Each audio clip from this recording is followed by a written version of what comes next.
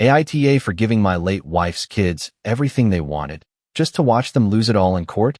My name is Ethan. I'm 52 years old, and until recently, I thought my role in life was simple: to work, sustain the family business, and care for my wife's family as if they were my own. I was Mary Ann's husband for 15 years, half owner of a small neighborhood restaurant everyone knew as Mary Ann's Corner. Even though I was the one who got up at 6 a.m. to open, checked on suppliers, and stayed until closing, I was also the stepfather, never dad. To Lily and Noah, Mary Ann's children, I was just Ethan, the guy who paid for college, who lent them the car, who would always understand that they were young. When Mary Ann died, it all came down to that, to numbers. Who owed what? Who was entitled to which thing? But that part came later. The day I knew something had broken forever wasn't at the hospital, nor at the funeral. It was 10 days later, in the living room, with cold coffee on the table and the TV on with the sound off. Lily was sitting on the sofa, phone in her hand, her eyes glued to the screen. Noah, her brother, had his dirt-covered sneakers propped up on the coffee table. I was wearing the same black shirt from the funeral because I hadn't even had the energy to do laundry. "Ethan," Lily said without looking at me, "have you been to the bank yet?" "What bank?" I asked, tired. "The bank," she sighed, as if it were obvious. "Mom's account. We need to sort out the inheritance, the insurance, the business, all that stuff." Noah chuckled under his breath. "Yeah, we need to get organized. Mom always said all of this was for us." All of this encompassed the house where I still woke up every morning, the restaurant I'd broken my back for over the years, the savings that had mostly come from my account. I searched for the words. I'm still processing that Mary Ann is gone. Lily finally looked up. There were no tears, only impatience. "We've already mourned her, Ethan. Now we have to be practical." Mom hated drama. Noah added with that little smirk he always used before delivering a stab. "Besides, you're fine. You're smart. You work hard. You won't be lacking anything. But us. We're her children. We're her children." I felt my chest tighten. I had buried my wife 10 days ago. I could still smell her perfume on the towels. I still woke up in the night to look at her side of the bed. And they were talking about forms. Mary Ann was my wife, too, I murmured. I lost something, too. Lily tilted her head. "It's not the same." And then came the sentence that stabbed me like a knife. "You've had your life, Ethan. Your businesses, your things. We only have what Mom left us," she said, very calmly. "It's not fair for your emotions to delay everything. It's not fair." The television screen showed a game on repeat. On the table, a thin film of grease had formed on the coffee. Up on the cabinet, a photo of Mary Ann smiling at the restaurant. And me, in the middle of it all, suddenly feeling like a stranger in my own home. They didn't talk about money directly. Not yet. But that was the first shot. And in that moment, I felt something I didn't want to admit. Fear. Fear of what they were going to do with my grief, with my work, and with me. I met Mary Ann when I was 36, and she was 40. I was coming off a quiet divorce, no kids, no war. She was coming out of a storm, an absent ex-husband, 2 young children, and a restaurant on the verge of closing because she couldn't handle it all. The restaurant had been in her family for years. A daily special, home-cooked meal, paper placemats, and mismatched spoons kind of place. When I first walked in, the exhaust fan was making a horrible noise and the refrigerator had duct tape on the door. "This place is falling apart," I told her the first time she showed me the kitchen. Mary Ann shrugged. "So am I. Let's see if we can save each other." We laughed, and for a while we did. I had some experience in hospitality, many years as a waiter, some management. I took out a business loan in my name to renovate the kitchen. We changed the menu, modernized the place a bit, fixed up the patio. I spent more hours there than in my own apartment. Within a year, we were living together. Lily was 14, Noah 11. The first night I stayed over, Lily came into the kitchen, looked me up and down, and said, "You're my mom's new boyfriend." "I'm Ethan," I replied, trying to sound friendly. "Nice to meet you." "Uh-huh," she said, and opened the fridge as if the answer didn't matter. Noah was different, more shy. "Do you like video games?" he asked me one day. "Depends. If you don't make me lose, maybe." He smiled. I thought that with time and patience, we would adjust. And we did, until money came into the picture. At first, it was all small things. Lily's private high school tuition, Noah's travel soccer fees, books, gas money, a new phone, because everyone has a good one except us. Marian worked, of course, but her hours were complicated and her salary was limited. I started picking up more shifts, covering more expenses. It's just that you earn more, honey, she would tell me, giving me a quick kiss before leaving. I put in what I can, you put in the rest. We're a team. And I believed it. We were a team. When Lily turned 18, she wanted a car. A small, used one, Marianne said, as if it were perfectly reasonable. That way she can get to college without depending on the bus. I did the math. We couldn't afford it. That night in bed, Marianne hugged me from behind. It breaks my heart to see her counting coins, she whispered. Her father has never done anything for them. If you don't help them, no one will. The biological father only appeared to send birthday texts and Christmas excuses. Never a child support payment. Never a real visit. One day he even texted me. Thanks for being there for them. I just can't right now. I paid the utility bills, did the big Costco runs. The car was bought in my name, with a loan I co-signed. Lily cried with excitement. You're the best, Ethan, she said, giving me a hug. She didn't call me Dad, but for a second, I felt like maybe one day she would. She never did. Over the years, the list grew. Lily's private university, because she deserves it. She's so smart. Noah's senior trip to Florida, because everyone is going. I don't want him to be the odd one out.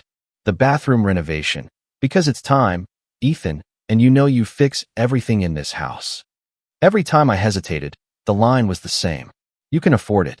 They only have their youth. Don't take that away from them. In our group texts, I was the one who paid the bill when we went out to eat.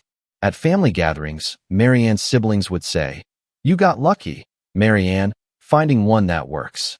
And they would laugh. I would too, out of habit. The business was growing. Yes, but at a cost. Marianne started spending less time at the restaurant. She said she was tired, that she preferred to focus on things at home and on the kids. I took on the heavy lifting, suppliers, taxes, staff. I signed papers, lots of them, some I didn't even read, trusting our accountant and the belief that it was all in the family. One day, Marianne came back from the estate attorney's office with a folder. I've sorted out the will, she told me, as casually as commenting on the weather. I froze. What? What did you put? That the house and the business will go to the children, she replied, very sure of herself. They're the ones who will carry on here. And me? I asked, feeling ridiculous for having to.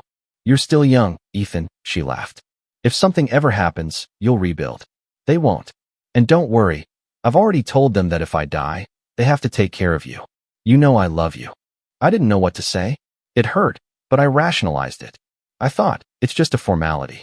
I'll be here, managing everything. No one is going to abandon me. I let it go. Then came the illness. Cancer. In 6 months, Marianne faded away. During that time, I was still working at the restaurant by day and accompanying her to chemo by night. Lily and Noah would show up sometimes. Sometimes they would get lost in their own lives. The last week, Marianne took my hand in the hospital room. Promise me you'll take care of them, she said, her voice broken, and that you won't leave them alone. They're not bad, they're just kids. Kids in their 20s. But I nodded. I promise. I said it because I loved her. But deep down, something told me that promise was going to be the rope they would use to tighten around my neck. After the funeral, Marianne's siblings started coming by to see how we were doing. They didn't come with food or offers of help. They came with questions. What about the life insurance? And the restaurant? Whose name is it in? And the savings in the joint account? I was still sleeping in one of Marianne's t-shirts. They were already counting. Lily and Noah adopted a new tone, colder, more administrative. Mom left everything in writing, Lily would repeat. We just have to respect her wishes. Her wishes. Apparently, I was just an afterthought. The pressure started gently. Ethan, when are you going to the attorney? Ethan, the accountant says we need to separate the assets. Ethan, Mom always said the business was ours. You already have your experience, you can start something else. The restaurant is mine, too, I dared to say one afternoon.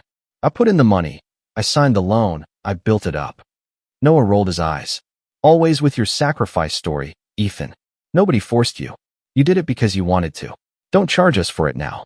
The word selfish started to appear. First as a joke, then seriously. Don't be selfish, Ethan. Mom wouldn't have wanted that. You're really looking bad, Ethan. The family is seeing that you don't want to let anything go. The family was the chorus. They were the protagonists, and I was the ATM that was starting to malfunction. The breaking point came the afternoon we went to the lawyer's office for the first time. Not their lawyer, mine. Rachel had been a customer at the restaurant for years, a civil and commercial attorney. She always sat at the back table with her laptop and ordered a black coffee and a BLT. After Marianne died, she came up to the counter one night. "If you need someone to look over papers, let me know," she said. "No charge for making sure you don't get taken advantage of." I called her when Lily started with the inheritance, the business, everything talk. In her office, Rachel spread out several folders. "Okay, Ethan, here we have Marianne's will, the business loan for the restaurant, the deed to the house, the joint account," and she raised an eyebrow. "This loan agreement you signed 2 years ago to expand the kitchen. Did you know it's solely in your name?" I shook my head. It sounded vaguely familiar. Marianne said the accountant was handling everything. Rachel pressed her lips together. "All right, let me explain this to you clearly legally. You're not a guest in this story.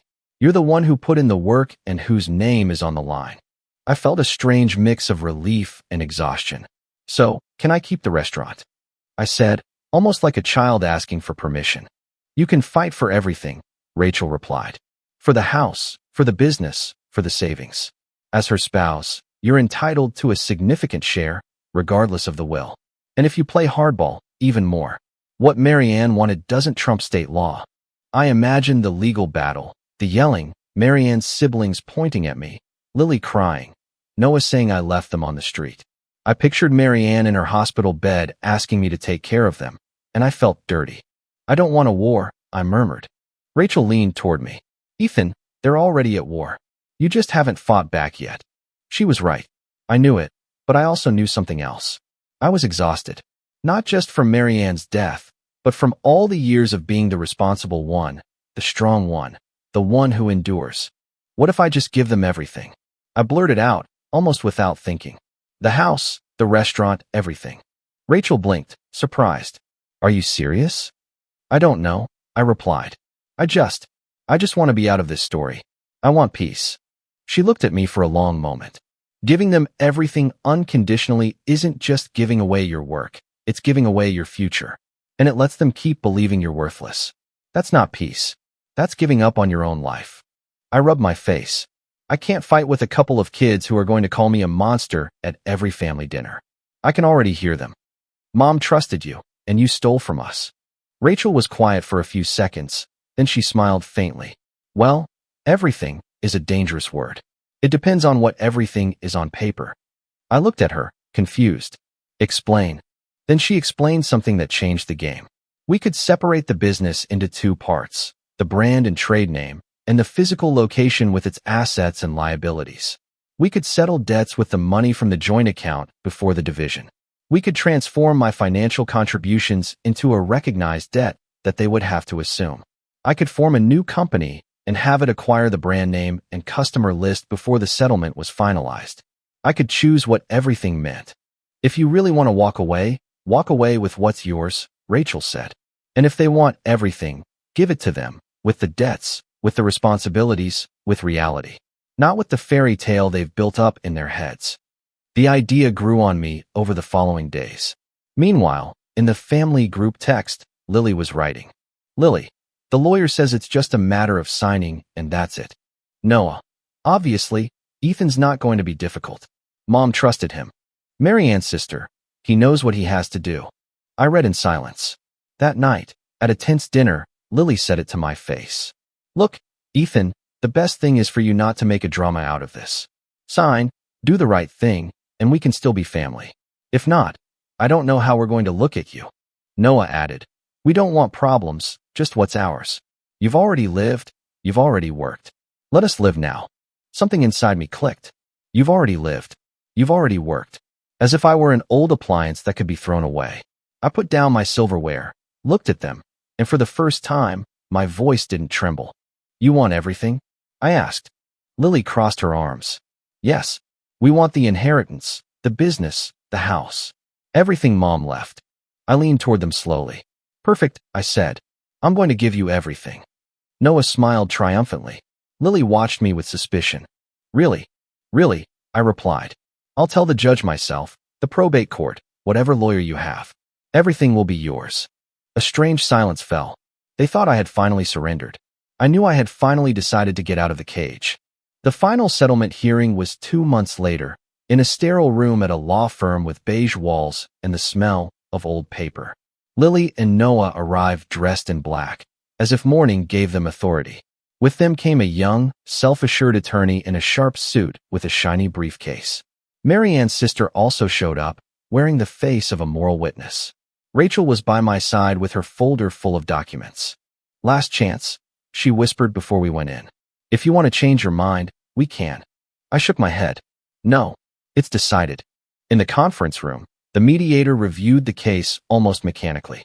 Inheritance, widower, children from a previous marriage, will, assets. Nothing new.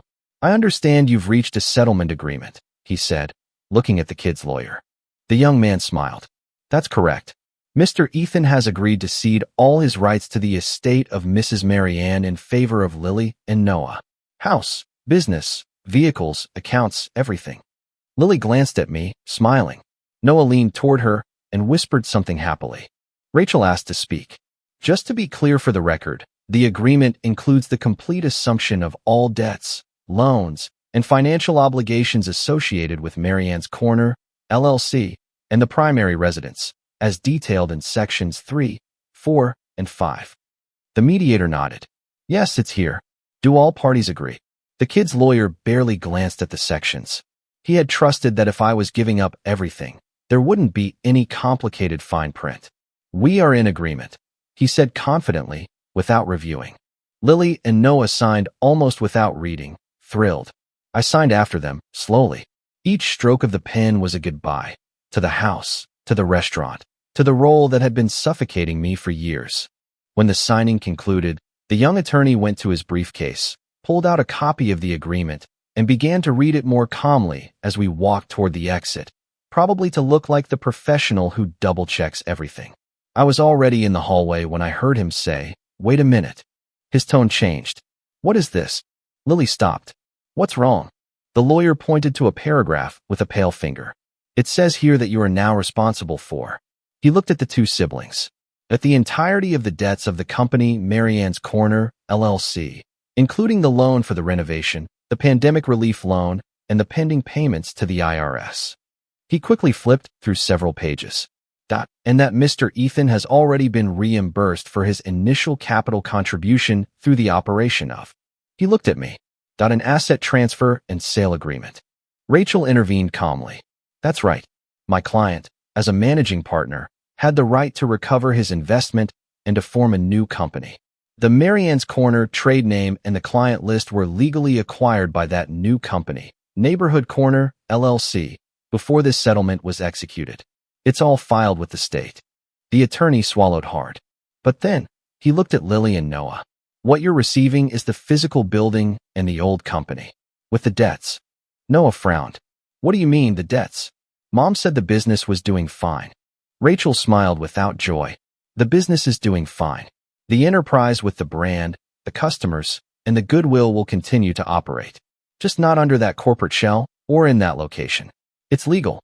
You get the asset you wanted so badly. Mom's business, just as it was, with everything that entailed. Lily looked at me as if I had just transformed into someone else. You're leaving us with a mess? I'm leaving you with everything, I replied, feeling a strange sense of calm. With the old chairs, the kitchen that needs to be replaced again, the bills, the back taxes. With the house, yes, but also with the mortgage. With the responsibility you never wanted to see. The attorney started speaking to them in a low, nervous voice. We can try to negotiate with the bank, maybe refinance, he stammered. Marianne's sister shot me a look of pure hatred. You're a monster, Ethan. This is how you repay everything Marianne did for you. Marianne and I built that together. I answered, feeling the lump in my throat. You all decided my part wasn't worth anything. I just put it in writing. Lily, red with rage, took a step toward me. You tricked us. Mom trusted you. Something inside me trembled at that, but I didn't back down. Mom trusted me to take care of you, I said. And I don't know what each of you thinks taking care of means, but for me, It doesn't mean continuing to pay for your whims while you treat me like an intruder. Noah clenched his fists. You can't do this. Rachel looked at him calmly. He can, and he already has. You signed. The attorney was now completely pale, probably thinking about the malpractice suit he might face, even though he knew he had few options. I left the building with an envelope in my hand, the documents for my new company, the papers stating that I was free and clear of all debts from the old business. I also carried something else, intangible, silence. No one could ever say I owed them anything again. That same afternoon, I went to the new location, 3 blocks from the old one. Smaller, simpler, but mine. The sign was still covered in plastic. I lifted it with one hand. Neighborhood corner. Just that. Rachel looked at me, leaning against the doorframe. Does it hurt? I thought of the old bar, of the picture of Marianne hanging on the wall of the previous restaurant, of the busy nights, of her laugh. Yes, I answered. A part of it hurts. But another part is breathing for the first time. I turned on the lights. The new tables gleamed. It wasn't big, it wasn't fancy, but for the first time in many years, nothing in there was in the family's name. 8 months have passed since that day. Lily and Noah don't speak to me. At first, they called me every day. You have to help us with the mortgage. This is your responsibility, too. You lived here. Mom would have never allowed this. I blocked their numbers after Noah showed up one Friday night, having clearly been drinking, shouting that I was a selfish old man in front of my customers. Their lawyer tried sending me a formal notice accusing me of bad faith. Rachel read it, snorted, and replied with 20 pages of legal precedent and copies of everything they had signed without reading. Since then, silence. I heard from a supplier that they put the house up for rent because they couldn't make the mortgage payments. The old restaurant is barely functioning with a revolving door of employees. They don't pay on time. Some customers have moved to my place. Others simply stop going there because, without Marianne or me, it's just not the same. Sometimes when I'm closing up, I walk past the old place. Not out of morbid curiosity, more like a proper goodbye. I see the lights off, the chairs in disarray, the faded sign, and I don't feel joy. I feel, what's the word? Confirmation. It was a cycle that had to end. My life now is smaller in square footage and bigger in peace. I live in a rented apartment above a bakery. I have 1 bedroom, a tiny kitchen, and a balcony that fits exactly 1 chair and 1 plant. I drink my coffee there in the mornings before heading to the restaurant. At the new place, there are no pictures of a perfect family on the walls, just customers who have become familiar faces, people who call me by my name without demanding anything more. One Saturday, an older couple stayed late. The husband got up to pay and told me, "You can tell this place is cared for with love. I hope it's here for many years." He had no idea of the history behind it, but that sentence hit me harder than any thank you from my former in-laws. I have free time I never imagined before. I go to the movies sometimes. I walk without looking at a watch. I even started therapy because I discovered that you don't shed years of guilt just by changing locations. Sometimes I dream of Marianne. In the dreams, she never blames me for anything. She just sits at a back table, looks around, and nods, as if to say, "It's okay." I've thought a lot about the promise I made her. Take care of them. For a while, I punished myself for it. I thought I betrayed her. Today, I see it differently. Taking care of someone doesn't mean letting them destroy you. It's not signing whatever they want just so they won't get angry. It's not continuing to be the cashier for adults who disrespect you. Taking care of them, in my version, was forcing them to see, even if it was the hard way, that money doesn't fall from the sky or from good old Ethan. That debts are also part of everything. That responsibility isn't inherited, it's chosen. And taking care of myself, for the first time, meant putting my own name before the family's. If I learned anything from all of this, it's that no one gives you a medal for sacrificing yourself in silence. On the contrary, they get used to it, and then they hate you when you stop. The day I signed to give them everything, everyone thought I had lost my mind. The truth is, that was the day I got it back. Today, if someone asked me what my greatest achievement is, I would no longer say building a business or enduring so much. I would say, I learned to let go of what was hurting me and to keep myself. Because in the end, the real inheritance I was left with wasn't money or property. It was the decision to never again let anyone use me as a wallet with legs just because they're family. And that, believe me, is worth more than any restaurant. Comment. For me, a story like this is a powerful reminder of the importance of self-respect. It reminds me that setting boundaries isn't an act of selfishness, but a necessary act of self-preservation. You can be deeply kind and generous while still protecting your own well-being. True responsibility often begins with taking ownership of our own happiness and peace. Sometimes, the most courageous choice is not to fight harder, but to walk away from a situation that no longer supports your growth. Choosing your own peace over constant conflict is a profound form of strength. Remember that you teach people how to treat you, and your value is non-negotiable. The path to healing truly opens up when we decide we are worthy of it. I hope this encourages you to honor your own journey and protect your peace. If you like the stories, don't forget to leave a comment and support the channel by subscribing. See you in the upcoming stories.